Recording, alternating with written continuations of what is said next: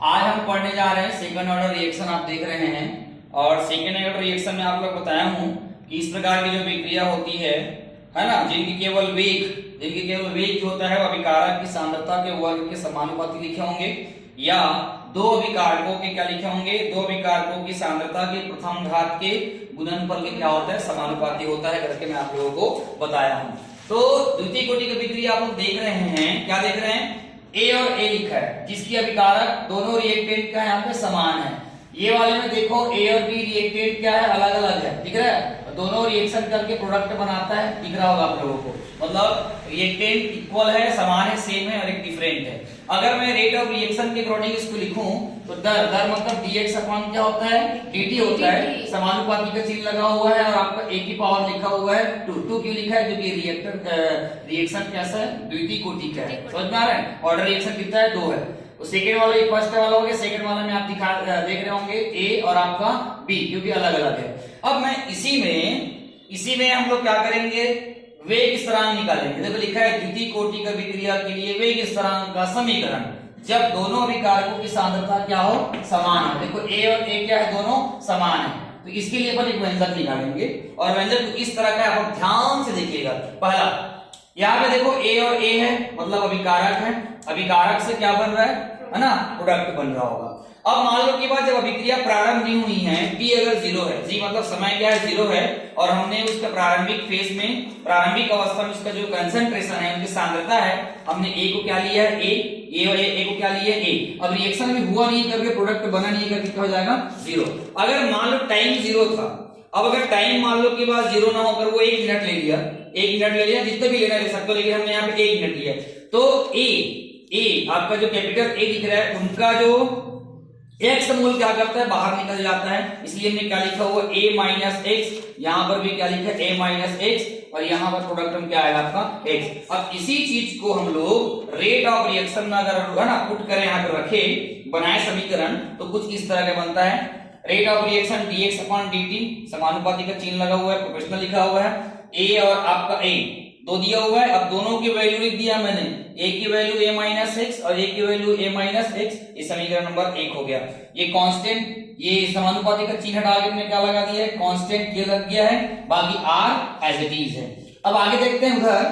अब यहाँ पे देखो इसी समीकरण को हमने क्या किया है, ये वाले पार्ट को क्या किया है, dx के नीचे में a माइनस एक्स और a माइनस एक्स को इधर ला लिए हैं और dt को उधर दे दिए, समझ में आ रहा है, और है ना अवकलन समीकरण बन गया होगा, देखो दिख रहा होगा, ये इक्वेशन नंबर 2 है। अब यहाँ पे वही चाहे है, अब इक्वेशन नंबर देखो आप dx से है, ये वाला बंदा जो है इसको ऐसे भी लिख सकते हैं, दोनों इक्वल है, a माइनस एक्स का क्या हो जाएगा, स्क्वायर लिखा है, पावर लिखा हुआ है, तो ये हो गया dx, ये इधर आ गया होगा और इधर चला गया।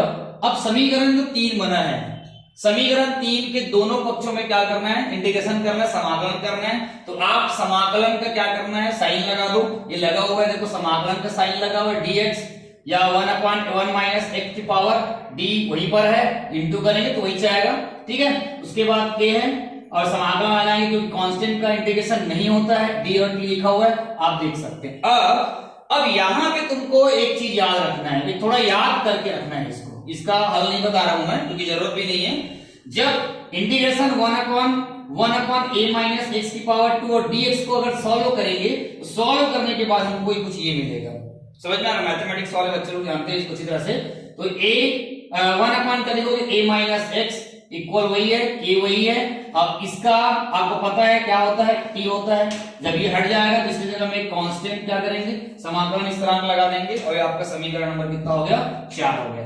अब इस समीकरण में अपन को क्या करना है, c की वैल्यू ज्ञात करनी है, क्या करना है, c की वैल्यू निकालनी है। तो c की वैल्यू निकालनी है, जब t का वैल्यू क्या हो, 0 हो, तो x की वैल्यू भी क्या होगी, 0 होगी। तो समीकरण अपन क्या करेंगे, 4 से देखो क्या लिखा हुआ है, a यहाँ पर लिखा a, x की वैल्यू कितना हो गया, 0, यहाँ 0 लिखा है, बराबर हो गया, ये k हो गया, इंटू t की वैल्यू क्या बोला है, 0 बोला है, कांस्टेंट c हो गया, है ना। अब यहाँ पे 1 और ये आपका है a माइनस 0 में क्या है, a आएगा, और आपको पता है इसी इंटू करोगे क्या जाएगा, 0 को छोड़ दो, बच गया क्या, c की वैल्यू निकल गई 1/, क्या निकल गया, a।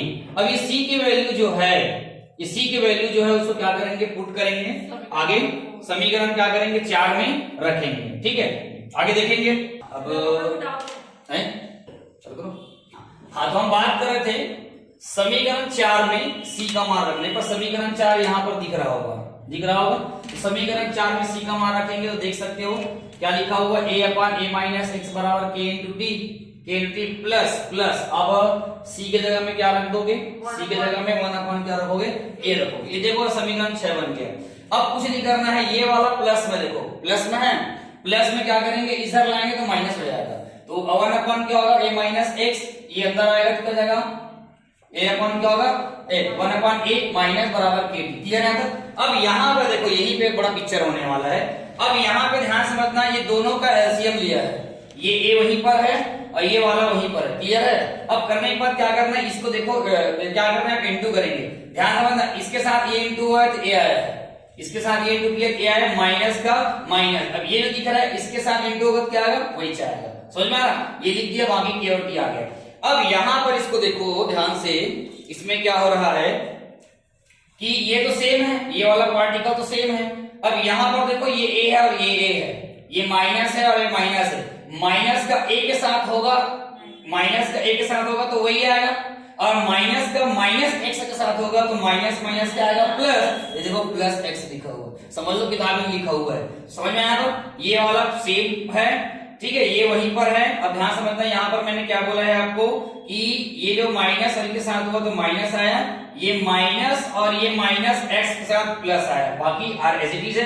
कुछ कट रहा होगा, देखो ध्यान से, ये पॉजिटिव है, अभी निगेटिव कट गया, बच गया अपने पास एक्स, बाकी आपका सेम सेम है, बाकी इधर भी सेम। अब यहाँ पर देखो k को बाहर करना है, हमको वही निकालना है ना, k बाहर आ गया, ये इंटू में है, ये इंटू में इधर आएगा तो क्या होगा, डिवाइड हो जाएगा। तो k इक्वल टू क्या है, 1 अपान टी है ना, इंटू क्या हो जाएगा आपका x अपान क्या हो जाएगा a, और कोष्टक में क्या लिखेंगे a माइनस x, ये हो जाएगा आपका इक्वेशन नंबर 6। चलो तो अपन यहाँ पर आए थे, अपन यहाँ पे आए थे वेग स्थिरांक k की मात्रक निकालना है। समीकरण को क्या प्राप्त हुआ था, k इक्वल क्या था, 1 अपान टी इंटू क्या था, a अपान a, x अपान क्या था a और a माइनस x।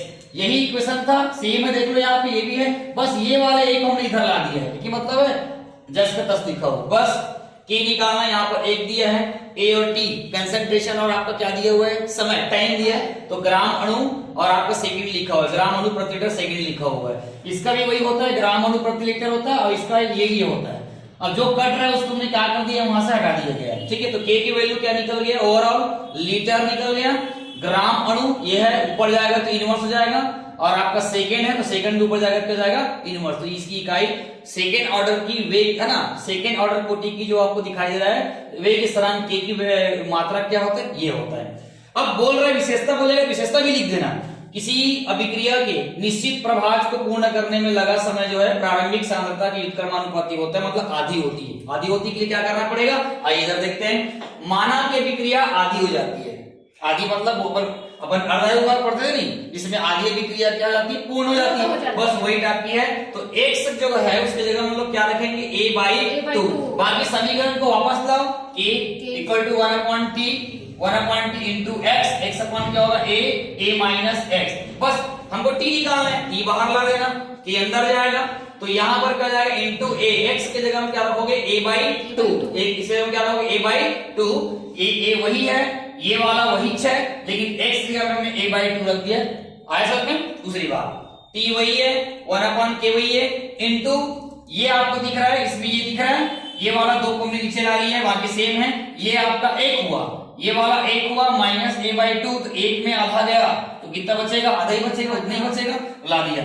a और a कैंसल, 2 और 2 कैंसल, बच गया a, तो t बराबर क्या बचेगा, t 1 अपॉन क्या बचेगा, ये बचा हुआ है k और a। तो यहाँ पे k एक प्रकार का क्या है, कांस्टेंट है, कांस्टेंट जब घटेगा तो यहाँ पे है ना व्युत्क्रमानुपाती का क्या हो जाएगा, अनुक्रमानुपाती का क्या साइन लग जाएगा, t, ये हटेगा तो वही लगा दिया, 1 अपॉन क्या हो गया a। तो इस तरह से हम जो यहाँ पर पढ़े हैं वो सेकेंड ऑर्डर रिएक्शन का, सेकेंड ऑर्डर रिएक्शन का जब अभिकारक दोनों अभिकारक क्या हो, समान हो, दोनों अभिकारक क्या हो, समान हो, उसके लिए हमने व्यंजक यहाँ पे निकाल दिया। परीक्षा में जो पूछा जाएगा आपको वही लिखना है, जरूरी नहीं कि यहाँ तक लिखेंगे, जो बोलेगा वही लिखना है। लेकिन ओरिजिनल रिएक्शन ये हाफ रिएक्शन है, अर्ध आयोग का जैसे बोलते हैं ना उस टाइप का, यहाँ तक पूछेगा तो यहाँ तक लिखना है। ठीक है।